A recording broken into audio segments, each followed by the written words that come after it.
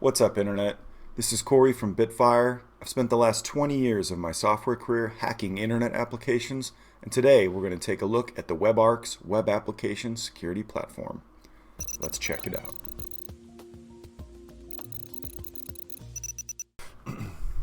So before we get into the review, I want to give a disclaimer that I am the lead developer for the Bitfire PHP-based web application firewall. You can find a link down below in the description. So I took a look at the WebArx security platform, and I've been building up information for this review for the last couple weeks. I'm going to do a quick little overview, and then after we'll go ahead and jump into the details, and we'll walk you through exactly what you can expect from WebArx Security Firewall, how you can bypass the WebArx Security Firewall, and how it protects against each one of the OWASP top 10 vulnerabilities. So the WebArx Web Application Security Platform is a London-based private company which has 2 team members. It is based on an earlier project, which is an open source GitHub project called PHP IDS. This makes up the bulk of the WebArx web filtering software. They've taken that and added on maybe when I looked at the regular expressions and filtering rules that they added, about 20 different plugin vulnerabilities that they add blocks for. And then they take the PHP IDS software. Most of the rules are straight from the PHP IDS. This is an 8-year-old defunct project, which has a couple web security vulnerabilities, which we'll get into at the end of the video, that basically makes every WebArx product DOSable, which means by running the software, we're able to take your website offline. I can send about a single 4K packet, which will consume about 30 seconds of CPU time, or we can completely crash your server by sending a 6 to 8K packet. So this is a reported vulnerability, the PHP IDS project. Suggest you guys check that out. I'll not be listing the exact vulnerability on this video. We'll give you an example, but the final couple characters go in the string. You'll have to do a bit of research to find. So basically, they've taken the PHP IDS, they've rebranded that, put a UI on it, added a couple extra filterings. But the problem with that is that this is an open source project, this PHP IDS, and it has well-known vulnerabilities and well-known bypasses. So before I get into all of the bypasses, let's go ahead and go through the things that are not bypassable. So they say they protect from the OWASP top 10 vulnerabilities. Let's go through that. Injections. What injections are not bypassable? The only injection for cross-site scripting that I was not able to bypass was the inclusion of an actual script tag. This is a really basic injection. There are lots of other bypasses. Most of these are well known because the filters are based on a 12-year-old defunct project. But I was not able to bypass the script tag injection, and that worked actually really well. Broken authentication, I didn't see anything in the project that added any type of filtering for broken authentication. I think they were talking about having adding an MFA or multi-factor authentication onto their product, and that would help with broken authentication. Sensitive data exposure, this is like exfiltration of credit card numbers or social security numbers or other sensitive data. They do not, when I looked at the product, did not have any filtering for sensitive data exposure, meaning they don't filter any outgoing traffic. And to be fair, this would be really difficult to do for any PHP-based firewall, so I don't really fault them for that, but the product does not cover this. XML external entities, they do have good filtering for this. This has been moving up in the OWASP top 10 recently in the last couple years. And external entities, they do a good job of protecting that. It's fairly easy to protect against, and their filtering is not bypassable. So I would say that running WebArx, you would have good protection from this. Broken access control, this is again really difficult to fix based on a PHP-based firewall. The only way you might be able to do this, and we're adding this into our pro version of the Bitfire firewall, is an integration with the CMS or whatever product you're using, if that's Magento or WordPress or Drupal or Joomla or whatever your PHP-based application is. The only way you can really fix this is by adding in additional controls on top of the existing controls. A lot of times what you'll have is a plugin that will not implement a check correctly and allow you to execute admin functions with no authentication. The only way for a firewall to protect against that is to add in an additional layer which says the only way you can do admin functions is if you have this additional cookie, or you come from this particular IP address, or you've done some type of multi-factor authentication. I don't believe they have support for this currently, but I think they are developing this. So at the time you're watching this video, that may have changed. Security misconfiguration. This would be something like you have some security issues in your php.ini file or your file system. They don't currently cover this at the time I'm doing this review, which is January 2020. I'm sorry, January 2021. This is something I don't think a lot of PHP-based firewalls cover, so I don't really fault them for that, but it's not something that's covered in the application. Cross-site scripting, they do have filtering for cross-site scripting. Some of it is not bypassable. Most of it is, with a little bit of work. I was able to bypass all of the PHP IDS filters because I'm fairly familiar with them in a few minutes. If you haven't ever looked at them, you could probably come up with it. Most competent developers should be able to come up with a bypass for just about any of these filters. Insecure deserialization, they do not have any protection against insecure deserialization. We'll go over that and we'll take a look in the video. Using components with known vulnerabilities, they do use components with known vulnerabilities because the project is based on PHP IDS. All of these security problems come from that project, so I would say rather than, well, that's not true. This is a bit of both ways. They use some components with known vulnerabilities, but they also protect you from some components with known vulnerabilities because they do have additional filters for some WordPress-based plugins. Insufficient logging and monitoring. I would say this isn't PCI DSS level 2, but if you have a small website or anything in this price range, I think WebArx is something like $15 a month, and you're looking for some security in that type of price range, I would say that they do have sufficient logging and monitoring at this price range based on the WebArx dashboard. Unfortunately, I can't show you the WebArx dashboard because when I installed it, it was broken. I think this is really...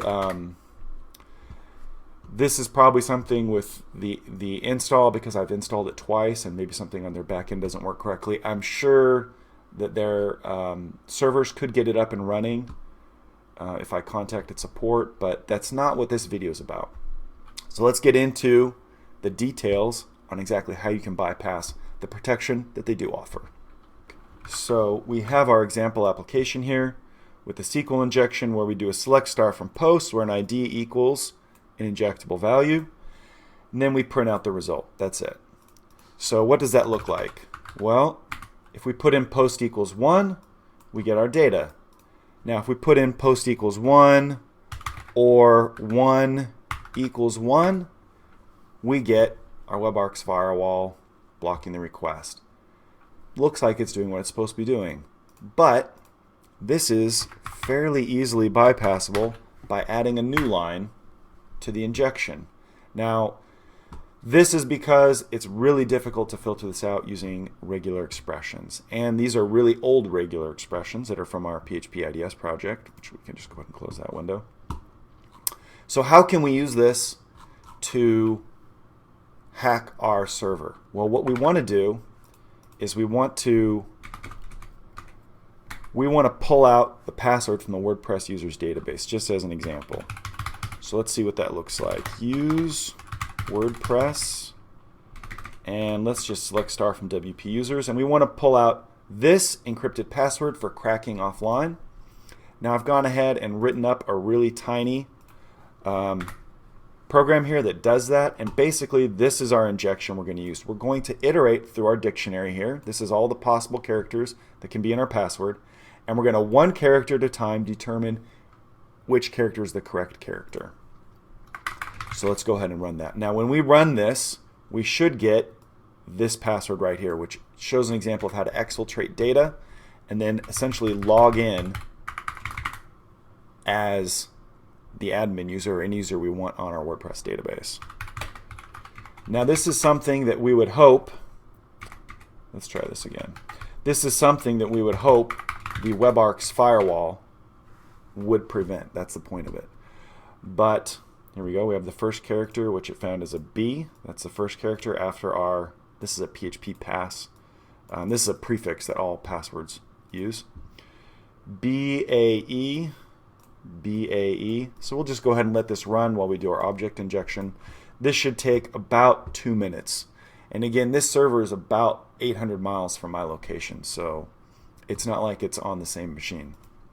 So while that's running, let's go ahead and take a look at what object injection might look like. And here we have a simple injection.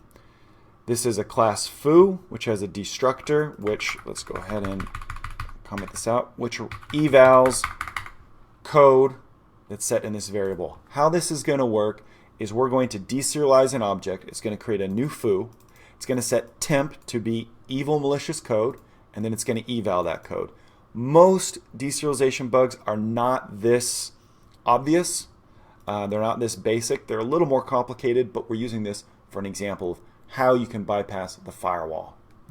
So here's our vulnerable code where we take our unsanitized data and we unserialize it. That's going to create a new foo with a temp that's set to evil code, and then after the page runs, when the destructor gets called, we're going to eval that code. So we have a little helper here that's going to help us create our injection string. So if I say inj data equals foobar, that's going to create, here is a URL encoded version of that object. Let's actually put in 2 versions so we can see what the string is. This is going to make it a little more obvious here. So this is our serialized data. We want to unserialize. This is just a URL encoded version, so we can paste it in our URL. But instead of trying to eval the temp variable of foobar, we want it to eval this right here.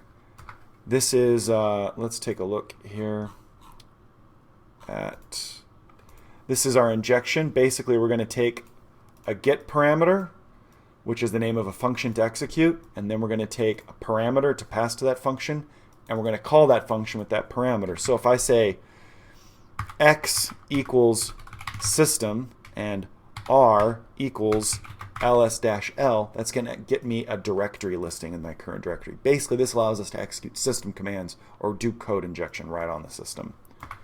So let's copy our injection, and we're going to paste it over here. And here's our injection, and it looks like we're missing some new line characters, because right here this should have a %0a, and we should have a %0a here. There we go. There's our new lines. So let's take this injection. All we did was we took this string and we just URL encoded it. That's the injection string. Let's take our injection and set that to our injection string. And here we have the destruct output. All we have to do now is add our additional parameters, which are the command to execute and the value to execute it with. So let's say C equals system, and where's the and character? And I think it's R equals, let's do ls minus L. And there's our directory listing. So we were able to execute code using object deserialization bug right on the server through the WebArx Firewall. Does it have some protection against this? I don't think it has any protection against object deserialization. It does have some protection against certain characters. So for instance, I can't put in cat etc password. It will block that, right? If I get rid of this view source, we get a block for that. There's a couple things you can't do, like it triggers on etc password, but all we would have to do is curl our script, like pull a script off of another server, put it on our server, and then run that script, and that script can have any commands we want. So there's a million ways to bypass this. That's our third injection. Let's go ahead and take a look at how the SQL injection ran. This is our string we're trying to pull out of the database, and here it ran. This takes about 2 minutes, and here is the string that we were able to pull out using SQL injection to bypass the filter. So because you stuck around to the end of the video, I'm going to go ahead and show you the denial of service attack against PHP IDS. This is not an attack that was developed specifically for WebArx, but this is a well-known issue with PHP IDS. I went ahead and reported it to the project. I don't think anyone has because the project's 8 years old. So if you want details, go ahead and check out the actual details on the PHP IDS project. If we look at WebArx DOS, this is what our denial of service looks like. I'm not going to show you the very end string. There's 2 special characters that are at the end of this which cause the vulnerability. But what I'm going to do is send this data to the server, and this is going to cause what's called a catastrophic back-referencing vulnerability. Or basically, it's going to cause the server to look at this string hundreds of thousands of times, up to the maximum theoretical limit of 1 million string inspections over this entire data set.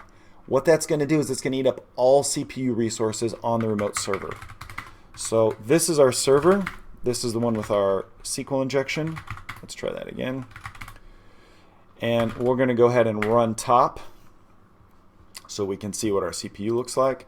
And we're going to go ahead and curl, and we're going to pass D. Let's do webd at WebArx DOS.text HTTPS. And by the time you're reading this, I'm only using this on my test server. Just for purpose of the example, I'm going to be turning this filter off and using the Bitfire firewall as my main firewall here before I post the video. So we're going to go ahead and send that over, and it's taken a little while. And if we look over here, we can see our PHP process has consumed 100% CPU resources. And if we try and pull up our server, it still loads because we have multiple cores on this server,